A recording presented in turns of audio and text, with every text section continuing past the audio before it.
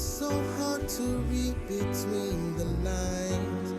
Just know you are mine. We sing songs about love, but our love songs be like real hard and shit, cause they don't be the fantasy love. Like, it be the hard shit.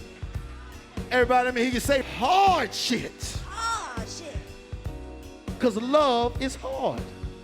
It's hard to love, to give of yourself, leave yourself so open, so vulnerable.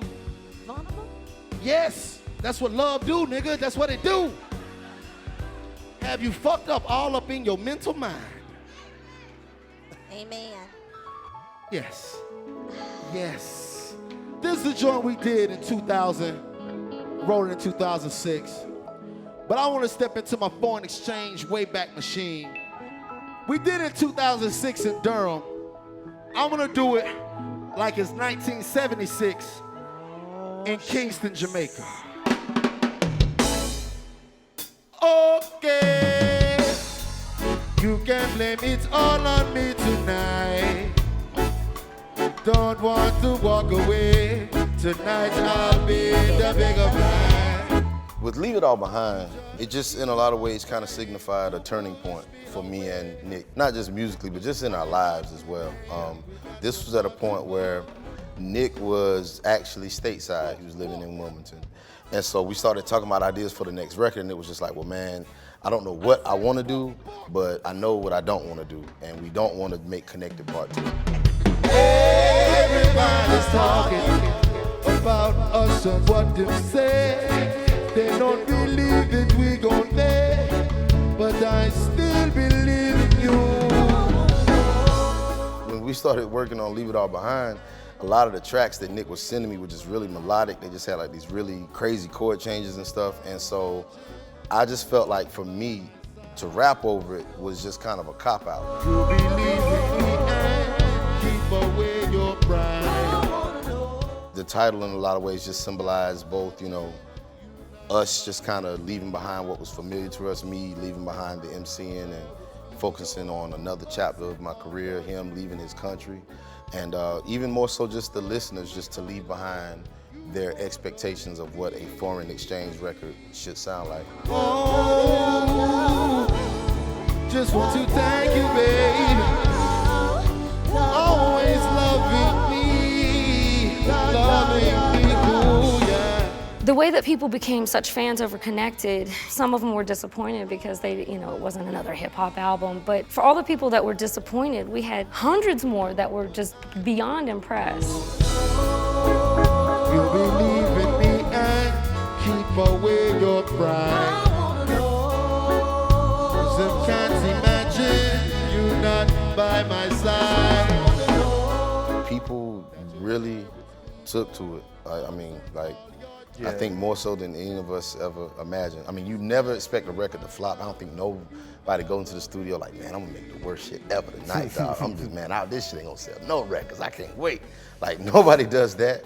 But when you have a wildly successful record, I mean, I don't think anyone is ever really prepared for that. I can't sleep at night 'cause they won't see me running from the daylight to where she keeps me. And when the sun rises, she watches over me. The Grammy nomination for Daykeeper, which was the first single of the album, the song that we did with Musina, you know, it was recognition, I think, in a lot of ways for just the hard work and the sleepless nights and broke bank accounts, everything, you know, empty pockets. When the sun rises, she watches over me. He tells me all the secrets. He thinks nobody knows. We lay together in daylight. Nicolay had put us in several different categories, and we had to mail 14 copies of the album. It was actually Yazara that called us. And I remember that night so well. I mean, it was like 9:30 at night, and you know, she was like, "Are you sitting down?"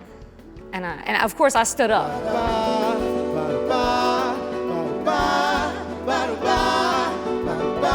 Black on white, like, there says the Foreign Exchange Daykeeper.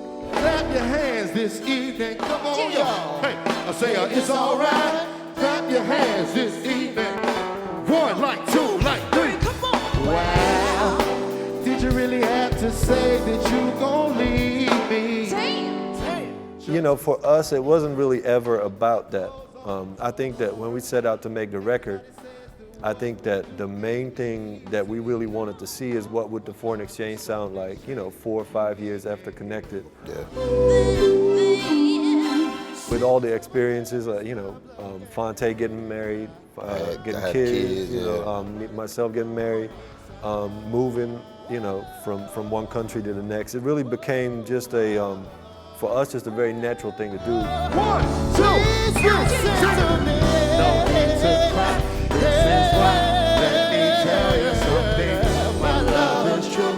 It don't have to be so all or so. And at first, there was a little bit of a discussion among some fans about the rap versus singing element. And it's really interesting even looking at that now with the knowledge that we have now with the Grammy nomination and in general just the success of the album. That whole discussion has completely evaporated and disappeared. Always coming home to you, and you don't have to worry. LA, how do y'all feel? Ultimately, I think it really, our fans really kind of just embraced the music and the feeling behind it, the philosophy behind it, and it became really kind of the most successful thing I think we've done so far.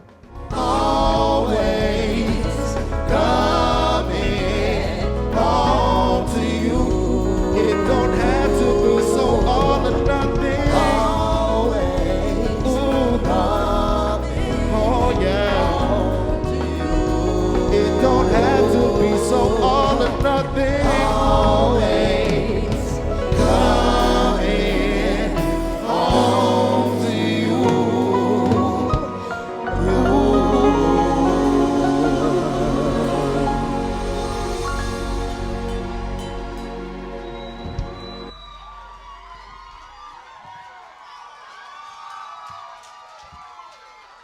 Y'all having a good time tonight, LA?